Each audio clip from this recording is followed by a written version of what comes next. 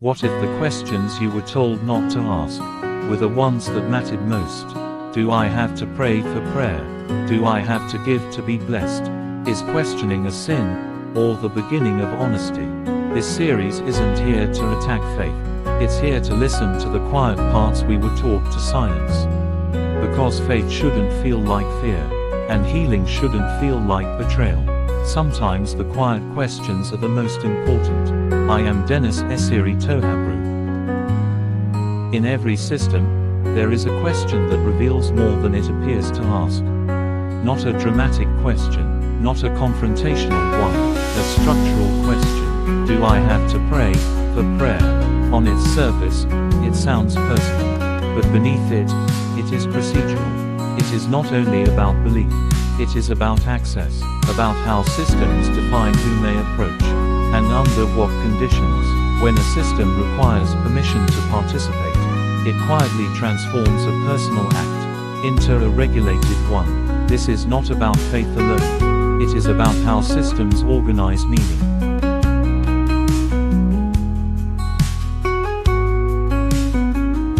Across history, prayer has existed in many forms: personal, communal, silent, spoken, informal, ritualized, scheduled. Over time, many belief systems evolved structures around prayer.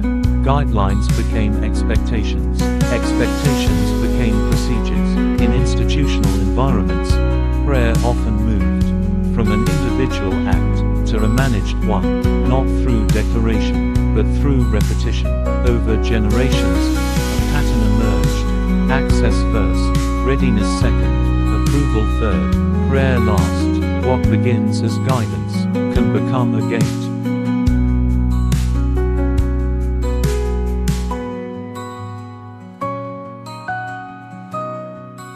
In multiple documented religious and social systems, language patterns appear consistently. You must prepare yourself first. You are not yet in the right state.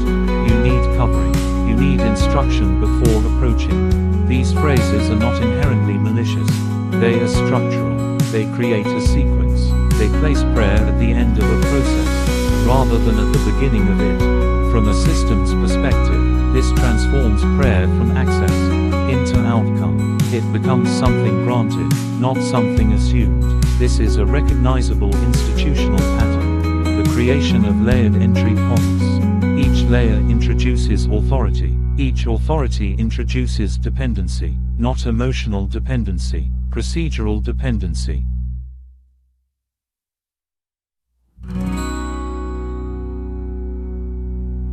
At this point, the question changes. It is no longer, how do people pray? It becomes, who controls the conditions of prayer?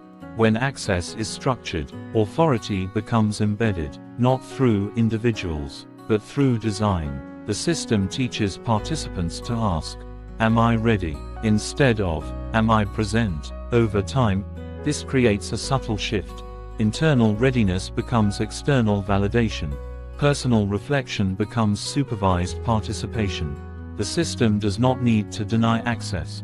It only needs to define readiness. And readiness, once defined externally, becomes a tool of control, without appearing to be one.